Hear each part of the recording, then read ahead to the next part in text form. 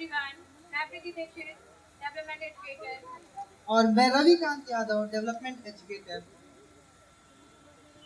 आज हम एक नई किरण के बारे में बताने जा रहे हैं। यूं ही नहीं मिलती राही को मंजिल, एक जुनून सा दिल में जगाना होता है। पूछा चिड़िया से कैसे बनाया आशियाना, बोली ठंडी पड़ती है उड़ान बार बार, तिनका तिनका उड़ाना पड़ता है। जी, कुछ ऐसी ही जर्नी रही है हमारे क्रिएटिव माइंड की। ये जर्नी शुरू की एक ऐसे इंसान ने जिसने बच्चों के भविष्य को बेहतर बनाने का संकल्प लिया। Doctor Priyanka Singh, founder and director of creative mind, जिन्होंने क्रिएटिव माइंड को अपनी मेहनत, ईमानदारी और इन बच्चों के लिए कुछ नया और बेहतर करने के संकल्प के साथ इस मुकाम तक पहुंचाया। इस जर्नी की शुरुआत तो तभी हो गई थी जब डॉक्टर प्रियंका सिंह अपनी पीएचडी कंप्लीट कर रही थी। डॉक्टर प्रियंका सिंह ने अपनी पीएचडी न्यूरो डेवलपमेंट डिसऑर्डर में की। इस दौरान उन्होंने 7 से 14 वर्ष के बच्चों के लिए काम किया। उसी दौरान मैम के मन में एक विचार आया कि क्यों ना इन बच्चों को अर्ली इंटरवेंशन दिया जाए ताकि ये बच्चे अपने लाइफ स्किल को और आसान तरीके से जी सके और आगे बढ़ सके। यहीं से मैम को इन बच्चों के अर्ली इंटरवेंशन में विचार आया ताकि बेहतर थेरेपी देकर बच्चों की समस्याओं की शुरुआती दिनों में कम किया जा सके और लाइफ स्किल्स को डेवलप किया जा सके।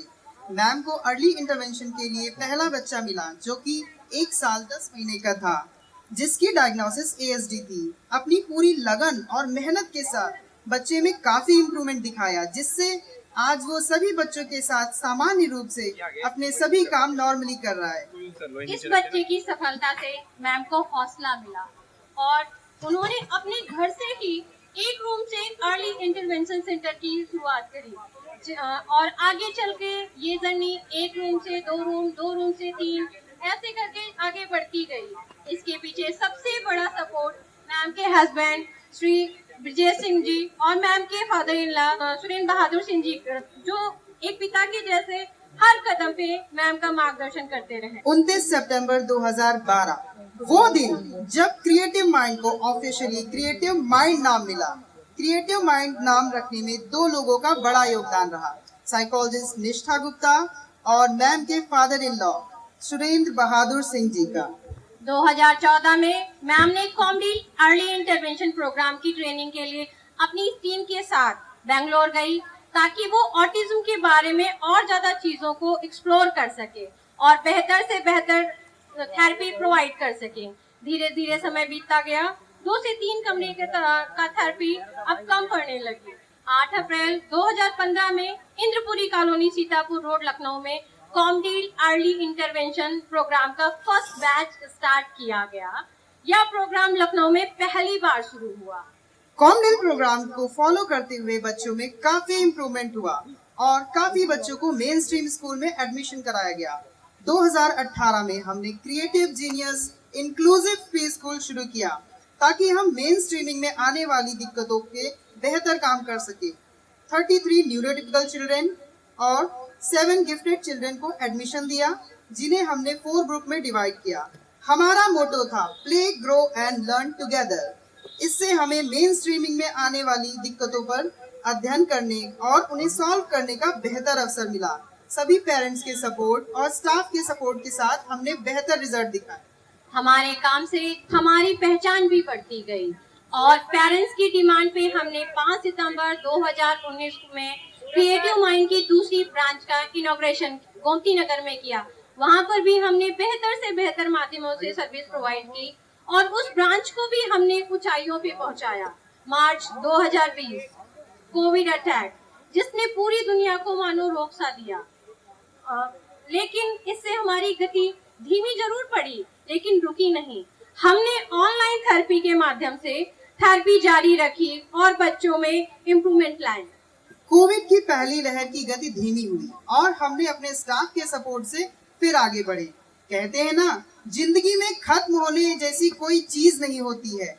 एक नई किरण हर रोज आपका इंतजार करती है।